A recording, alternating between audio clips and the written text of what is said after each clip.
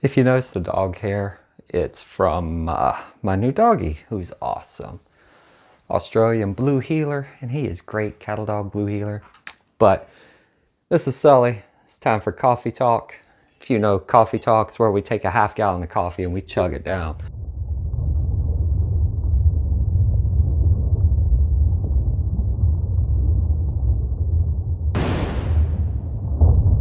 Today's coffee talk. I was thinking DJI came out with Game Changer, and it's a massive game changer with digital. And then, you know, right afterward, Fat Shark came out, $500 goggles, $600 goggles, and quads out the wazoo, and just new expenses, new expenses. And I thought, if I was a newbie, I would think this hobby's expensive. And it's pricey, but it's not that expensive. So I wanted to go over the minimal things that I think you would need to get into FPV to enjoy it. And that's it's 2019, so let's go with a budget FPV enjoyment simulator. That's what I'm going to call it, just an enjoyment simulator, because I think that we're at a time right now where the hobby goes really expensive or really cheap, and finding that center ground where you can have fun and have a great experience and not have to worry so much about your budget and about everything breaking, and just, you know, that I thought I'll just go ahead and give my opinion on what I would buy in 2019. So let's start off. 2019, we don't have to build our own quads. Like, we do not have to build our own quads anymore. You still can, and it's enjoyable, and you'll get a great quad out of it. Hell, best time ever if you are building. But right now, I'm looking at the Diatone eSheen ER. It's the combination version, ER 349, or the Diatone 349 GT, or the Diatone 349 HD GT Mark II, whatever it is. But the reason I like the ER version with the eSheen, it has a micro Runcam micro Swift camera, 25 amp ESC, 1408 motors, 4000 kV. It is very light. It's under that 250 gram limit, and it is fast, and it flies like a 3-inch, fast as heck. Why would I say this one over a 5-inch quad? If you're learning and you will crash a lot, 5-inch quads are expensive to repair. So I like the 3-inch versions. This thing's been through tremendous crashes. I'm still on, I think I've used 2 sets of props in the entirety that I've had this for 8 months. And these props are starting to look a little ragged, but like literally 3-inch it's more durable than 5-inch. It also flies similarly, and it's very easy to learn, and it's in proximity, it's just better. I like it. The other reason I like the ER 349, 800 milliwatt VTX, it just gives you a better picture. Higher power, it's unlockable, it's that TBS Unify, and is really good. Now, this will set you back between $130, which is on sale for, as of yesterday, it was $129.99, which is a phenomenal price, because when it came out, it was $170. So $170 is its base price. $128 is actually the cheapest I've ever seen it. But for a 110 mile per hour quad, this is my budget bang for the buck, by far, by far. And it flies phenomenally well. You do have to buy a receiver for it. I use FlySky, and I use a very inexpensive receiver. It's $15 or under. You can get 2 antenna version or 1. It's the FLI, I forgot what it's called, but there's a 2 antenna version, there's a 1 antenna version. Link will be down below. It is very good. I don't worry about fail safes. As far as controllers, again, FlySky, there's the Nirvana controller, and I use a FlySky IS6. It's a great beginner controller. You can have one for about $40, $45. It holds multiple quads, multiple models, and the gimbals feel good. And most people who start with something, they might switch up if they've run into shortcomings. I have not personally. I don't fly long range, so FlySky suits for me. There are many, many, many controllers, but I wouldn't spend more than 110. So right now, budget 2019, we're at 130 for the quadcopter, an extra 7 to 15 for the receiver, and 100, anywhere from 40, actually you can go down to 30 if you get the tiny, I forgot what it's called. Or if you get the IS6X, the 10 channel, that one's phenomenal. Or you can get an IS6 and mod it to 10 channels. Those work very, very well. They're not customizable as much as FrSky. So the gimbals, you're stuck with them. But that's okay. You're looking at 40 bucks there. $100 steps you up to FrSky. Very, very good. That gets you something that has a carbon fiber frame that is very durable and very fast, and it flies amazingly well. I can't say that enough. It's my current favorite flyer, even over the HD models. But any of the Diatone 349 line, they're all good. Every one of them. They fly phenomenally well. And they're also durable. I haven't broken a canopy, and props I haven't gone through. Motors are good. Motors are insanely powerful. So any of the Mamba motors, they're just overpowered for what they are. Like that's the best power, like period, bar none. Yeah, leads me to the next one. How do you see? I currently use the Eachine EV800DMs, the micro version, has a built-in DVR and diversity. I like these because they are very comfortable, and they're comfortable because of that nose version. The big nose has a nose thing, so your schnoz hole is big enough for your nose. They're very comfortable. They're not my favorites. So far, the favorites I've tried that were not Fat Shark level, not $300. But if you're not going with the binocular and going with the box, the FX Vipers, FX-V2, those are phenomenal because they don't close you off. You can use glasses, and it uses a really cool system, and you can pop out and you'll get a screen that pops out. The EV800D, the older version of this, also very good. It has a removable screen. This one has been on sale down to $67 and up to $100, depending on which set of box goggles. They're not all the same. Look for diversity, look for DVR. I like the 800 DMs, but I like Viper FXT much better. I like them a lot better. These, however, I use all the time. As far as box goggles, these are the most comfortable box goggles you can get. And they're really good. Even Kebab likes these, and that dude doesn't like anything. So that gets you to how do you see. These also last about 2 hours on a charge, hour and 45 minutes if you're using DVR all the time.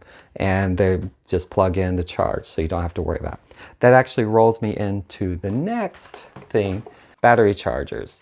I like the 608 AC. This one is on sale for $50, and at $50 it's a phenomenal price. It's a 60 watt AC or a 200 watt DC powered battery charger. One thing I did not know about battery chargers when I started out is that you can get something like this, which is the ToolkitRC M8 or M8S. It's 300 watt. This one's phenomenal. Has to be DC powered. So you have to have a computer power supply or make your own, or buy a power supply that goes with it. It connects to an XT60, so you can field charge. The reason I like this one better, it has that optional AC module, and it uses a standard 2-pin plug that, you know, fits a PlayStation. It's one of those, just goes straight out. If you're in a jam, you can actually shove wires in there. But don't do that. Don't do no. But you can. And the other piece of it is that it pops apart so it can accept DC. So if you are in the field, this one works phenomenally well. It also works as a field charger. It will output power. When you get to more quads and you have to bind, and you have to, when you're building or whatever, and you want to power up your quad while limiting amp draw so that you don't burn anything and release the magic smoke, these work phenomenally well. Anything that outputs power is good, and anything that can be used as a field checker. Now, when you get that, you'll have the ability to charge one battery at a time, and you'll have to get a parallel board. So parallel board just plugs into this type of charger and allows you to put many batteries in a row. And many batteries in a row, as long as you are very careful about it. There are many tutorials on how to charge parallel charge batteries. You have to be careful with it, or you can start fires. But unless you want to charge one battery at a time, in which case this is overkill, you would get a parallel board, plug in, check your voltages, plug them in, and be good to go. As far as batteries go, I personally like the 3-inch category because I can use an 850 and under 4S battery. So 850, 650, 550 even. And that's why I picked this diatone, because it can take from a 550 to an 850. 550, you're not going to get a long flight time, but it's going to be very light and fluffy, and it's fun to fly on a 550. On 850, you'll get about 5 minutes, which is phenomenal flight time on an 850 battery. And they're normally cheap, so those go around $12. Much cheaper than a 5-inch battery, 1500 milliamp, which can go $30 or $22, $24 if you get budget line. G and B batteries, again, I'll link them down below. They're very good. They're on the pricier side, but they work phenomenally well. They push out a lot of power. And something like this can pull many amps, more than what you would expect something this small to go. So you want a good C rating battery, and you want a good quality battery. I've used ZOP batteries. They're cheap as heck. They will heat up. They're not great, but I have not lost a single one. So every now and then you might find a cheap battery that works. And in my case, it's just the size of the battery. With this quad, it just works, and it takes a lot of abuse. I'll link the cheap ones, and I'll link the expensive ones down below. So overall, what we have here, battery charger, about $60 to $100. One thing I like about this charger, particularly in 608 AC and the ToolkitRC, you can calibrate them. So a lot of times chargers come and they will overcharge your batteries, so you don't want to go over 4.2. This one's really cool, and ToolkitRC one, these two are both cool because you can actually cut charging off at like 4.17, which I've done, and that makes my batteries last so much longer. They're very good. So recap, all in all, you need a battery charger, a parallel board, several batteries. Batteries are where your money's going to be spent, so let's be honest here. I like the 3-inch range because there are many 4S 3-inch quads that use between 650 and 850 batteries. And so if you buy many of those, this type of charger will work. They're not as expensive as the 1500 milliamp hour batteries. They last longer, and you get longer flight times.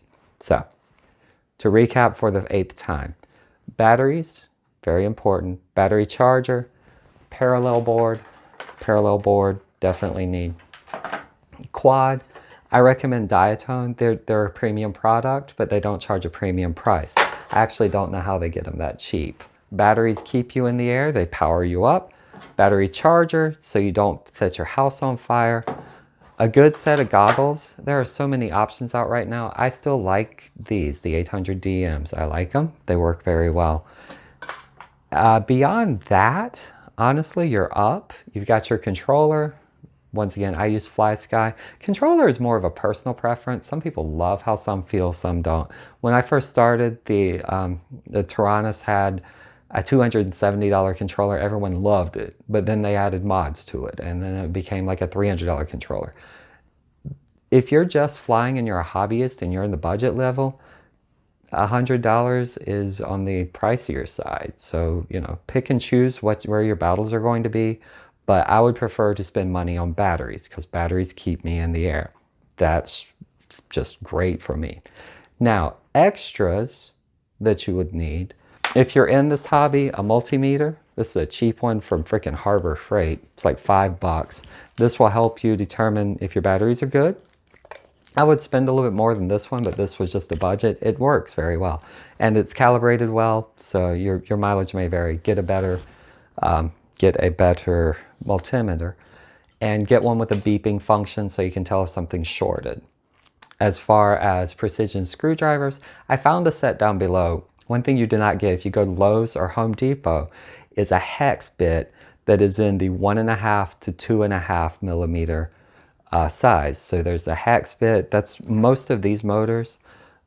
Most of these little screws are hex, and they're 1.5, 2, 2.5, or 3, depending on if you're flying a 3-inch, a 2.5-inch, or a 5-inch quad. And that goes for the frame and all of the pieces holding together. You need screwdrivers, you need hex bits, and you need the precision ones, and you need good ones that won't strip out, because there's nothing worse than trying to get a motor screw out when you have to replace a motor. That's another reason why I love the 3-inch class. I've had to do 0 repairs, especially on this one. This is original, everything except for props. I mean, it's been good. Camera still works. I've swapped it out because it's my test rig for cameras. And the reason I do use this 349 is that it is reliable and dependable and works so well that I pop things in it and I go fly. There's 0 stress with this.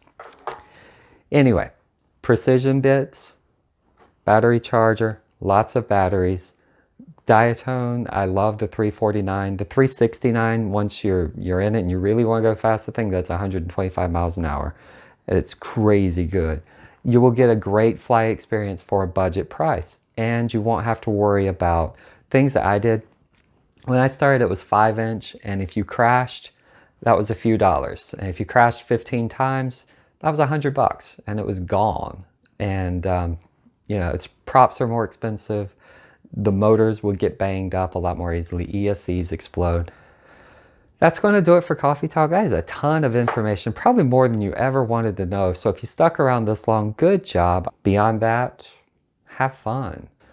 Once you're in the 3-inch range and not in the 5-inch range, you don't have to worry about damage as much. So that's actually why I recommend this. You'll see many videos that say 5-inch or bust. And honestly, I feel like that's a little bit outdated, unless you're doing digital. And in that case, you're not watching this because you don't care about budget builds. You're just spending for the hobby, and that's great. Like, do it to it. Hell, have fun.